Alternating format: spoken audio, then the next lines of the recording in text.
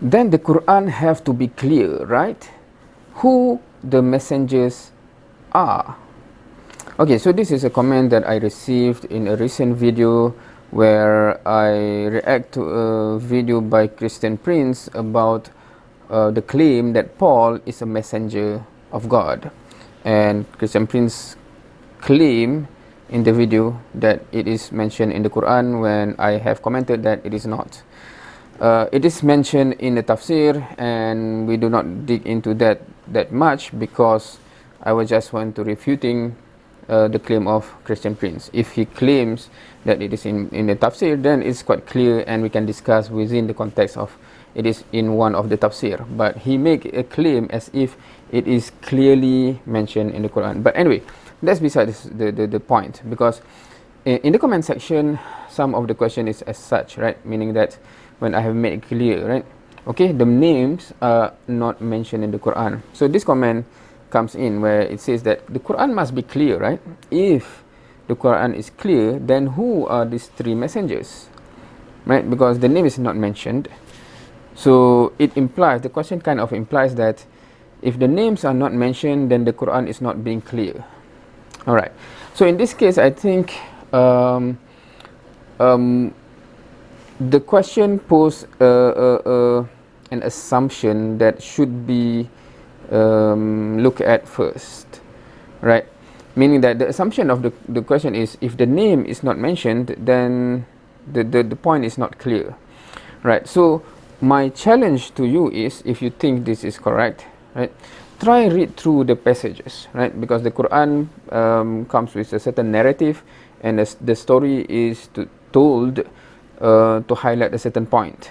Now, try to read through and see whether the mention or not of the names affects anything in terms of us learning about the stories and the lesson learned, right? So because in the Quran, anything that is not important is not mentioned, right? So for example, the Quran do tell the story about Prophet Noah alayhi salam is being told to build the ship, right? And there are details that people can ask, okay, what is the dimension of the ship? But that is not important to the story, right? What do you want to know about the dimension of the ship? Because the point is what happened, what is the reaction of the people, what is the reaction of Noah alayhi salam, and the story goes, etc. And what can we learn from that, right? Be it big, small, whatever, right? Does it change the lesson learned that the Quran want to bring? So that's the point, right? Meaning that if you want to learn what the Quran is trying to say, you will realize that those information is not important, right? So similarly in this case, right? If you read through what happened at the beginning, there's the prophets, there's the because if you want to say, okay, who is the name of the true prophet, right? Why don't you ask the name of the guy that come from the end of the city? What about the names of those who threatened the messengers, etc., etc., right?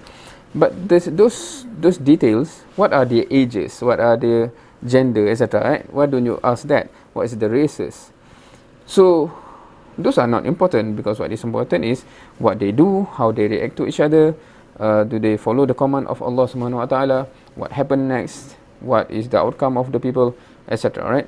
So another thing that I think, there are many examples, but I want to highlight one example which I find is quite interesting. It is about the story of the people of the cave, Ashabul Kahf, right? Ashabul Kahf, or in Malay we normally say Ashabul Kahfi, right?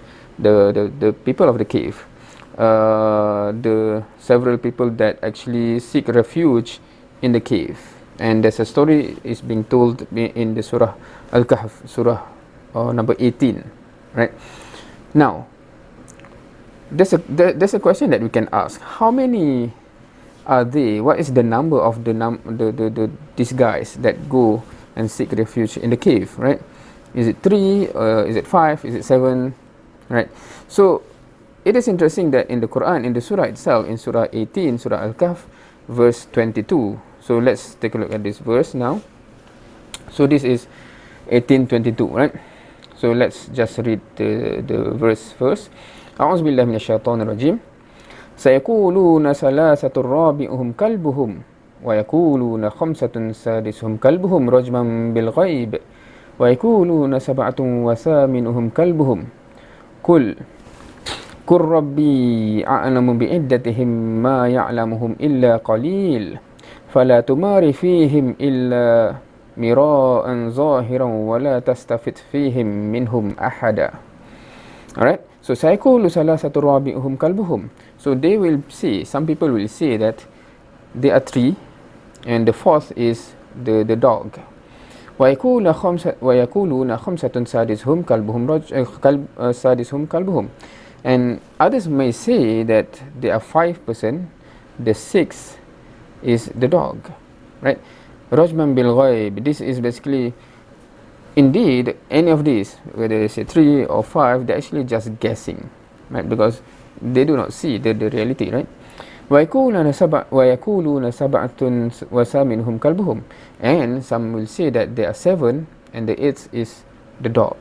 I think in Malay the most famous version is the 7, right? There are 7 Ahlul Kahfi, etc., right? But we don't know the number because and we will see how Allah address this. Allah says, some people say that the Ashabul Kahfi is 3 people and the 4th is dog. Some people 5 people and the 6th is dog. Some people say 7 and the 8th is dog, right? And what is the response of Allah Subhanahu wa Taala? Qul, say to them, Rabbi a'lamu bi'iddatihim. Okay, my Lord, Allah Subhanahu wa Taala knows the number, right? Allah knows the number. All right. Ma ya'lamuhum illa qalil, and you don't know the number except very few people know, right? Fala tumari fihim illa mira'an zahiran. And okay, I'll just read here, right? None of them know except few. Okay, so do not argue about them except with an obvious argument, and do not inquire about them among the speculators from anyone, right? So obvious argument here, footnote, this is footnote from the Quran, which is the only sure argument, right?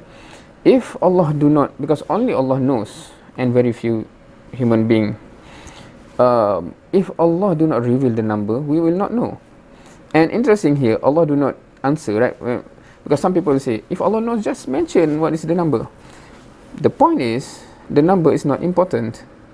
Why are you discussing about the number of people when the story is important? What happened is important. Why are they seeking refuge? To protect what? And then what happened afterwards? How do Allah protect them? Etc, etc, etc, right? And then we have the lesson learned. So that's the thing. Because this question is quite common as well, right? Because some friends that comments on my channel do ask, if Quran is so clear, why is not being clear about this? Why doesn't it just say this, right? But that's not the point. It tells about that story, not to mention who it is in history. You want to bring you to the lesson that you should learn. If you repeat the same mistake, you will have the same result, etc. For example, right? So if you really honestly want to understand the Quran, first read the whole passage, see the narrative that Quran brings, and just re-ask yourself. So okay, do I still need the name of this guy, or do I still need the age of this guy, or whatever, the number of this guy, to understand and take lesson from the story? Or it's not important, right? The number or the age, the skin color is not important, that detail is not important, because what is mentioned is important and I can already learn from it, and I should already learn from it, right? So this valid on this issue with regard to the 3 messengers in the story of the guy from the end of the city. So the name is not important, that's why it's not mentioned in the Quran. We can discuss why the tafsir try to dig, etc., because the commentaries serve a certain purpose, right? But anyway, so I hope that is clear enough, in the sense that why certain information, certain details is not even mentioned in the Quran, right? And normally, if you are being honest to yourself, just read through the whole passages, try to see what is the narrative that the Quran want to present, and from the narrative, what is the lesson learned, what is the important thing that we need to avoid, we need to repeat, we need to replicate, we need to etc. Right? Just see through the narrative and then ask again. Okay, should I still ask for this one, or no, I don't need that information, right? So that's my suggestion for anyone who is honest, because some people they don't care about that. I don't care about the narrative, I don't care, I just want to take this verse, take it out of the context and narrative, and I just want to say why the verse is not being clear enough about who this guy is, because the who it is not even the point to begin with. Yep, so that's my suggestion for anyone who wish to understand, right? For those who have other intention, wallahu alam, Allah knows best. Thank you for watching. See you next time.